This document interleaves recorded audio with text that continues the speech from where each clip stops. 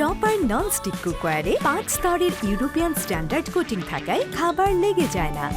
আমার আছে টপার।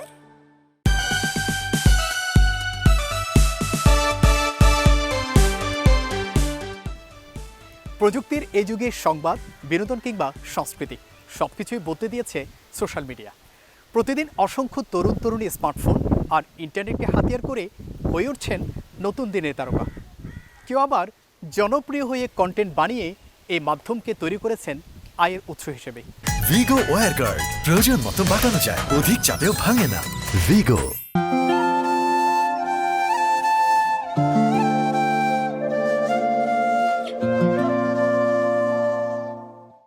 দর্শক, চট্টগ্রাম 24-এর ঈদের বিশেষ আয়োজনে আজ আমাদের সাথে রয়েছেন তেমনই একজন মুখ, রোহিত চাকমা, যিনি পার্বত্য জনপদের প্রকৃতি, কৃষ্টি, সংস্কৃতি একই সাথে মানুষের জীবনধারা তুলে ধরেন ক্যামেরার চোখে। বিশেষ করে যার কন্টেন্টে উঠে আসে পাহাড়ের ঐতিহ্যের ভিন্ন ভিন্ন সব গল্প। চলুন আমরা কথা বলি তার সাথে। রোহিত, স্বাগত আপনাকে। ব্যাককুনরে জুজু নমস্কার, আর চ্যানেল 24-কেও হচ্ছে স্বাগতম আমাদের রাঙামাটির এই প্রকৃতির লীলাভূমিতে। রোহিত, প্রথমে যেটি জানতে চাবো, আপনার যে বেড়ে ওঠা, পড়াশোনা, একই সাথে পরিবার নিয়ে ছোট্ট করে যদি একটু বলতেন। আমার বেড়ে ওঠা হচ্ছে রাঙামাটি শহরে। আমি রাঙামাটি সরকারি উচ্চ বিদ্যালয়ে এখানে পড়াশোনা করেছি, কলেজ এখানেই পড়াশোনা করেছি, রাঙামাটি সরকারি কলেজ। আর বিশ্ববিদ্যালয় পর্যায়ে কিন্তু আমি চট্টগ্রাম বিশ্ববিদ্যালয়ে বিএ অনার্স কমপ্লিট করেছি। তো আমার পড়ালেখা হচ্ছে এতটুকু আছি। আচ্ছা, এবার একটু জানতে চাই, আপনার ভিডিওগুলোতে আমরা যেটি দেখতে পাই, পাহাড়ের ঐতিহ্য কোনো বিয়ে কিংবা পাহাড়ি স্থানীয় কোনো খাবার, এ ধরনের বিষয়গুলো আমরা দেখতে পাই। এই বিষয়গুলো আসলে পছন্দ করার কারণ কি? আমি প্রথম থেকে যদি শুরু করি, আমার হচ্ছে ব্লগিংয়ের আসার আগে আমি কিন্তু আগে ছিলাম ডিজিটাল মার্কেটার। আমার ফেসবুক, ইউটিউব, ইনস্টাগ্রাম এগুলো অনেক বেশি ভালো লাগতো, এবং এগুলো নিয়ে হচ্ছে আমি ঘাটাঘাটি করছি এবং কোর্সও করছি। তো এখান থেকে যাওয়ার পরে তো ফেসবুকে মোটামুটি দেখলাম, তো সময়টা ছিল এখন 2022 সালের দিকে। তখন হচ্ছে মোটামুটি তখন হচ্ছে ভিডিও অনেকেই কম করতো আর কি। তো দেখতাম, ভালো লাগতো। তো এর ফাঁকি দিয়ে হচ্ছে আমার এক ফরেনার ব্লগারের সাথে পরিচয় হয়। তো ওনার সাথে হচ্ছে আমার মিট হয়। তো উনি হচ্ছে আমার ইনভাইটেশনে, আমাদের যে একটা বিজু থাকে আমাদের সামাজিক প্রধান উৎসব চাকমাদের যেটা, তো ওখানে হচ্ছে ইনভাইট দিই। তো উনি এখানে আসে, তো ওনার মাধ্যমে হচ্ছে আমার ব্লগিং পেশাতে হচ্ছে চয়েস করা আর কি। তো দেখলাম উনি হচ্ছে যদিও উনি যেহেতু বাইরে থাকেন, ওখানকার কালচার কৃতি উনি দেখাইতেন আর কি। তো আমার খুবই ইচ্ছা ছিল, যেহেতু আমি চাকমা থেকে বিলং করি, তো আমারও ইচ্ছা ছিল যে কেননা নয়, আমিও আমার চাকমার যে কালচার কৃতি সব কিছু আমি তো তুলে ধরতে পারি। তো সে তখন থেকে হচ্ছে উঠে আসে আর কি। তখন থেকে হচ্ছে আমার এই ব্লগিংয়ের পেশাটা চয়েস করা আর কি। তো ভালোই লাগে, যতটুকু সম্ভব আমি আমার মাধ্যমে ফুটিয়ে তোলার চেষ্টা করি। আমাদের চাকমাদের খাবার দাবার, বিয়ে অনুষ্ঠান বলেন, যেহেতু আমি তো যাই বিয়ের অনুষ্ঠানে, তো মনে করি যে এগুলা অনেকে দেখাইলে হচ্ছে ভালো লাগবে, কারণ আমাদের সংস্কৃতি অনেক ভিন্ন। আচ্ছা, এই যে আপনি যেটি বললেন, আপনি পাহাড়ি সংস্কৃতি ঐতিহ্য তুলে ধরেন আপনার ভিডিও কন্টেন্টের মাধ্যমে, এটি আপনার কাছে গুরুত্ব কেমন বহন করে? যেহেতু আমার জন্ম এখানে, আমার ধর্ম, তারপর সংস্কৃতি সব কিছু যেহেতু এখানে, তো অবশ্যই গুরুত্ব বহন করে। কারণ আমার মাধ্যমে হচ্ছে আমি আমার কালচার ফুটে উঠে জনসাধারণ মানুষের কাছে। এই যে ভিডিও তৈরি করেন, কন্টেন্ট তৈরি করেন, কখনো কোনো চ্যালেঞ্জের মুখোমুখি হয়েছিলেন? আমি যখন থেকে ভিডিও স্টার্ট করছি তখন থেকে হচ্ছে চ্যালেঞ্জিং বলা যায়, কারণ তখন আমার পড়াশোনা ছিল, ইভেন ফ্যামিলিকেও দেখতে হতো। তো তার জন্য আমার ব্লগিংটা অনেক চ্যালেঞ্জিং ছিল আর কি। একসাথে সব কিছু করা আসলেই আমার জন্য মুশকিল হয়ে পড়ছে। তারপরে হচ্ছে আমি এগুলো উঠে এসে যতটুকু পারি আমি ব্লগিংয়ে কাজ করতেছি এখনও মোটামুটি। আচ্ছা, কন্টেন্ট ক্রিয়েট করতে গিয়ে কখনো কোনো মজার কিংবা বাজে কোনো স্মৃতি আছে? মজার ঘটনা কিংবা হয় না অনাকাঙ্ক্ষিত কোনো স্মৃতি বা বাজে স্মৃতি আমরা বলতে পারি, এ ধরনের কোনো কিছু কি আছে আপনার? কন্টেন্ট ক্রিয়েটরটা হচ্ছে আসলে খুবই মজার একটা। আপনি যখনই কোনো কাজ করতে যাবেন, ভিডিও করতে যাবেন, সব সময় মজাই লেগে থাকে আর কি। কারণ ভিডিও বানাইতে গেলে হচ্ছে একটু মজার ছলে বানাইতে হয়। অনেক খারাপ অভিজ্ঞতাও ছিল, কারণ আমি তো পাহাড়ি এলাকা অনেক জায়গায় যাই, কারণ ওখানে গেলে হচ্ছে বিশাল বিশাল পাহাড় থাকে। তো ওখানে একটু চ্যালেঞ্জিং হয়ে যায় আমার ভিডিও করতে। ধরেন পাহাড় থেকে পড়ার সম্ভাবনা থাকে, কারো উঁচু নিচু পাহাড়ে ঘুরতে যায়, নেটওয়ার্ক থাকে না, এই ধরনের মোটামুটি চ্যালেঞ্জ, এত বেশিও না। তারপরেও যতটুকু পারি আমি কাটিয়ে উঠছে আর কি এগুলা। এই যে আপনি এখন অনেকটা জনপ্রিয় নিশ্চয় আমরা বলতে পারি, আপনি ভিডিও কন্টেন্ট যখন শুরুর দিকে তৈরি করেছিলেন তখন আপনার পরিবারের প্রতিক্রিয়া কেমন ছিল, এখন তারা কি বলেন? যেহেতু আপনার একটা অবস্থান তৈরি হয়েছে, এখন তারা আসলে কি বলেন? আসলে শুরুর দিকে হচ্ছে কি ফ্যামিলি থেকে মোটামুটি মানে চাবো দিত না, কারণ যেহেতু পড়াশোনা ছিল, তো পরিবারের সবার একটা ইচ্ছা থাকে যেহেতু পড়াশোনা করতেছি একটা চাকরি করব। কিন্তু আমি কিন্তু এর ফাঁকি দিয়ে মানে গ্র্যাজুয়েশন কমপ্লিট করার পরে হচ্ছে ব্লগিংয়ের পাশাপাশি কিন্তু আমি ধরো আমি চাকরিও করেছি আর কি, 2টা প্রাইভেট জবে চাকরি করেছি। তো বাসা থেকে মানে চাকরিটা বেশি প্রেফার করে আর কি, বলে যে চাকরি করো, এগুলো দিয়ে কি করবা, কন্টেন্ট ক্রিয়েট করে বা কত কিছু বা হয়েছে। তারপরে হচ্ছে আমি ধরে নিয়ে এসেছি যে আমি এটাই করব, মোটামুটি এটা চালিয়ে নিয়েছি। তো চাকরির মাঝামাঝি যখন আমি করতেছিলাম, তো চাকরিতে হচ্ছে প্রচুর প্যারা ছিল, মানে ফ্রিডম লাইফ ছিল না, তো স্যালারিও খুবই মোটামুটি যায় বলি আর কি। তো ব্লগিং যখন করতেছিলাম মোটামুটি একটা আর্নিং হচ্ছে, তো পরে দিয়ে বলতেছি যে না, আমি যদি এখন ফুল টাইম যদি আমি কন্টেন্ট ক্রিয়েট করি, তখন হচ্ছে ভিডিও মেকিং করি, তখন হচ্ছে আমার ভালো একটা হ্যান্ডসাম আরও বেশি আসতে পারবে। তো পরে দিয়ে হচ্ছে আমি বাসাতেও অনেক বেশি ঝামেলা গেছে, তো পরে দিয়ে বলতেছি ঠিক আছে আমি ভিডিও মেক করি, দেখি কতটুকু যাওয়া যায়। তো আমি চাকরিগুলো ছেড়ে দিয়ে তো হচ্ছে আমি ভিডিও মেক করতেছি, এখন মোটামুটি ভালো একটা রেজাল্ট পেয়েছি। এখন পরিবারের সবাই বলে যে ঠিক আছে, ভালোই। আপনি যে পাহাড়ের ঐতিহ্য সংস্কৃতি এগুলো তুলে ধরেন, কিন্তু এখানকার সংস্কৃতি অন্যান্য জায়গার মানুষ মানে পাহাড়ের বাইরের মানুষ অনেকটা জানতে পারে না বলা যায়। তো আপনি যে ভিডিও কন্টেন্টের মাধ্যমে এগুলো তুলে ধরছেন, আপনি কি মনে করেন আপনি অনেকটা কানেক্ট করতে পারছেন ধীরে ধীরে? হ্যাঁ, অবশ্যই। আমাদের ভিডিওর মাধ্যমে কিন্তু রাঙামাটির বিভিন্ন জায়গায় ফেমাস হয়ে যাচ্ছে আর কি। আমরা চেষ্টা করি রাঙামাটির সৌন্দর্য, খাবার দাবার এগুলা অনেক পরিচিতি লাভ করছে। এখন যারা সমতলে থাকে তারাও কিন্তু ধর আমাদের যে খাবার দাবার বলেন, জায়গা বলেন, এগুলা দেখতে আসেন আর কি। আর খাবারগুলো তো মানে বললামও না, মানে টেস্ট করার জন্য আগ্রহ থাকে আর কি। তো আমি মনে করি আমাদের মাধ্যমে হতে যতটুকু পারি আমি রাঙামাটিকে আমি প্রমোট করতে পারছি। তো ইভেন আমি সামনেতে হচ্ছে আবার করব, যাতে আমাদের রাঙামাটি আরও সমৃদ্ধশালী হোক, আরও সুন্দর হোক, আরও আসুক। আচ্ছা রোহিত, আপনি নিশ্চয়ই সেটি জানেন, আমরাও জানি অনেকটা বলা যায়। পাহাড়ে যেমন আপনার ফলোয়ার আছে, পাহাড়ের বাইরেও কিন্তু অনেক ফলোয়ার আছে। এই বিষয়টা আপনাকে কেমন অনুভব করায়? আপনি কেমন অনুভব করেন এই বিষয়টা? সত্যি কথা বলতে অনেকটা দারুণ। এখানে তো অনেকেই সাপোর্ট করে, আবার বাইরে যারা সমতলে থাকে ওনারাও কিন্তু প্রচুর সাপোর্ট করেন। আমি যখনই হচ্ছে ধরেন ঢাকা চট্টগ্রামে ঘুরতে যাই, তো অনেকেই হচ্ছে দেখেই চিনে ফেলে যে দাদা আপনি অমুক না।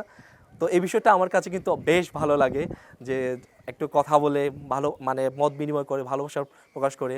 তো এই বিষয়টা আমার জন্য অনেক বেশি ভালো লাগে। দর্শক, চট্টগ্রাম 24-এর ঈদের বিশেষ আয়োজনে সময় হলো একটি বিরতির। ফিরে আসি একটু পর, আমাদের সাথেই থাকুন।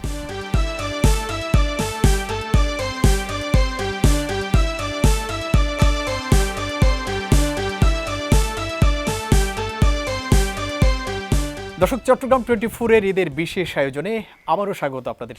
আমরা কথা বলছিলাম পাহাড়ি জনপদের জনপ্রিয় কন্টেন্ট ক্রিয়েটর রোহিত চাকমার সাথে। রোহিত, আবারও স্বাগত আপনাকে। এবার যেটি জানতে চাইব, আপনার প্রিয় কোনো কন্টেন্ট ক্রিয়েটর কিংবা প্রিয় কোনো ইউটিউবার আছে কিনা যিনি আপনাকে প্রভাবিত করেছিলেন এ কাজে আসতে? প্রথম দিকে আমি আপনাদেরকে বলছিলাম যে আমার একজন ফরেন ব্লগার ছিল, ওনার থেকে প্রথমত আমি অনুপ্রাণিত হয়েছি। তো ওনার থেকে হচ্ছে গিয়ে পথ চলা। তো দ্বিতীয়ত যদি আমি বলি, আমাদের বাংলাদেশের খুবই জনপ্রিয় কন্টেন্ট ক্রিয়েটর আমার খুব পছন্দের সালাউদ্দিন সুমন ভাই, দাদা আর কি। তো ওনার কন্টেন্ট আমার খুব ভালো লাগে। উনি যে জায়গায় জায়গায় ঘুরেন, আবার কীর্তি সব কিছু দিয়ে দেখান, এত সুন্দর করে ফুটিয়ে তোলেন, মানে ওনার কন্টেন্ট আমাকে মানে অনুপ্রাণিত করে। আচ্ছা, এখন তো আমরা যেটি দেখতে পাই আপনার মতো করে অনেকেই পাহাড়ের বিষয়গুলো নিয়ে কন্টেন্ট তৈরি করছেন। আপনি বিষয়টাকে কিভাবে দেখছেন? যে অবশ্যই ভালো দিক দিয়ে দেখব আমি, কারণ যে সমতলে যারা থাকে তারাও দেখুক আমাদের কীর্তি, যে সংস্কৃতি বারবারই যেগুলো বলে আসছে, আমাদের খাবার দাবার, কারণ অনেক কিছু অজানা আছে। কারণ আমিও যে কন্টেন্টের মাধ্যমে সব কিছু তুলে ধরতে পারবো, আমারও অনেক গ্যাপ আছে। তো আমি মনে করি ওনারা যারা করতেছেন কন্টেন্ট ক্রিয়েটর বা যারা ভিডিও মেক করতেছেন আর কি, তো ওদের মাধ্যমে হচ্ছে আমার যে গ্যাপগুলো আছে ওনারা আই হোপ ওরা এগুলো পূরণ করতেছে আর কি। তো আমি পজিটিভলি এগুলা দেখতেছি, যারা মেক করতেছে ওদের জন্য অনেক শুভকামনা। নিশ্চয়ই এটা অনেক ভালো দিক। তারা কতটুকু তুলে ধরতে পারছেন বলে আপনি মনে করেন? তারাও খুবই হচ্ছে ভালোই মোটামুটি কাজ করতেছে। তো আমার খুব ভালো লাগে যে আমি যেগুলো কাজ করলাম, কারণ আমিও ব্যস্ততা থাকি, তো ব্যস্ততার কারণে হচ্ছে আমারও অনেক কিছু করা হচ্ছে না। তো আমি মনে করি আমি যে কাজগুলো করতেছি তারাও হচ্ছে কি আরও আমি যেগুলো জানি না ওরাও সেই কাজগুলো হচ্ছে আমার যে গ্যাপগুলো আছে তারাও সেই গ্যাপগুলো পূরণ করতেছে। আচ্ছা, এই যে পাহাড়ে কন্টেন্ট ক্রিয়েট করা, এটা করতে গিয়ে কোনো ধরনের সীমাবদ্ধতার মুখোমুখি হন বা কোনো সীমাবদ্ধতা আছে আপনি মনে করেন? তা তেমন কিছু না, মোটামুটি ভালোই, এত বেশি সীমাবদ্ধতা নেই বললে চলে। হয়তো নিজেকে একটু মেলে ধরতে হয়। হ্যাঁ, নিজেকে একটু ভেলে দিতে হয়। হ্যাঁ, কন্টেন্ট যে তৈরি করেন এটা করতে গিয়ে আপনি পরিকল্পনাগুলো কিভাবে সাজান? পরিকল্পনা ধরেন আমি কোনো একটা বিয়ের অনুষ্ঠানে যাব, তো বিয়ের অনুষ্ঠানে গেলে হচ্ছে কি যেহেতু আমি জানি আমাদের রীতিনীতিগুলো কখন থেকে শুরু হয়, রিচুয়াল সেই মর্নিং টাইম থেকে শুরু হয়, তো আমি একদিন আগেই থেকে হচ্ছে বাসায় থেকে যেখানে প্রোগ্রাম শুরু হবে আমি সকাল থেকে হচ্ছে মানে একদিন আগে চলে যাই। তো ওই ধরনের হচ্ছে আমি একটা মানে শিডিউল করে রাখি যে কখন কোন টাইমে হবে। তো এইভাবে হচ্ছে স্টেপ স্টেপ ভাই আমি হচ্ছে কি আমি কন্টেন্টগুলো রেডি করি আর কি। তো এইভাবে হচ্ছে আমি সাজাই। এই যে কন্টেন্ট ক্রিয়েট করেন, এটা থেকে আয়ের বিষয়টা একটু আমাদের জানাবেন দর্শকদের জন্য। একই সাথে এটাকে পেশা হিসেবে নেওয়া যায় কিনা সেটাও একটু আমরা শুনতে চাই আপনার মুখ থেকে। আচ্ছা, প্রথম দিকে যখন মানে ব্লগিং মানে কন্টেন্ট ক্রিয়েটর বা ভিডিও মেক করা তখন খুবই ভালো ছিল, আর্নিং খুবই ভালো ছিল। তো এখন মোটামুটি হচ্ছে আর্নিং অনেক কমে গেছে। তো যারা হচ্ছে নতুন কন্টেন্ট ক্রিয়েটর মানে করতেছে আর কি, আমি তাদের উদ্দেশ্যে বলবো আপনারা এটা পেশা হিসেবে যদি নেন একটু রিস্ক থাকে, আপনারা এটার মাধ্যমে পাশাপাশি যে কোনো একটা ধরেন বিজনেস করতে পারেন। তো আমি আপনাদের আরেকটা বলি, আমি কিন্তু ভিডিওর কন্টেন্টের মাঝামাঝি আমি একটা বিজনেসও করতেছি অবশ্যই। তা এখানকার হিল ইভেন্ট ম্যানেজমেন্ট, আমি ইভেন্ট ম্যানেজমেন্টের বিজনেসটা করতেছি ব্লগিংয়ের পাশাপাশি, টুকটাক তো এমনি ব্যবসায়ও আছে। কারণ ফেসবুকের এখন ধরেন যে আর্নিং বিষয়টা এখন অনেকটা রিচ ডাউন হয়ে গেছে। তো আই হোপ এখন পেশা না নিলেও খুবই ভালো হয় এটা। যদি নেন 2-3টা হচ্ছে সাইড বিজনেস অথবা কোনো কিছু একটা রাখলে ভালো হয়।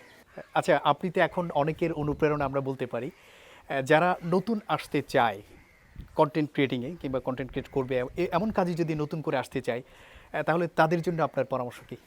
তাদের জন্য পরামর্শ থাকবে আপনারা হচ্ছে কি ফেসবুকের পাশাপাশি ইউটিউবটাও একটু মানে গ্রো আপ করার চেষ্টা করবেন।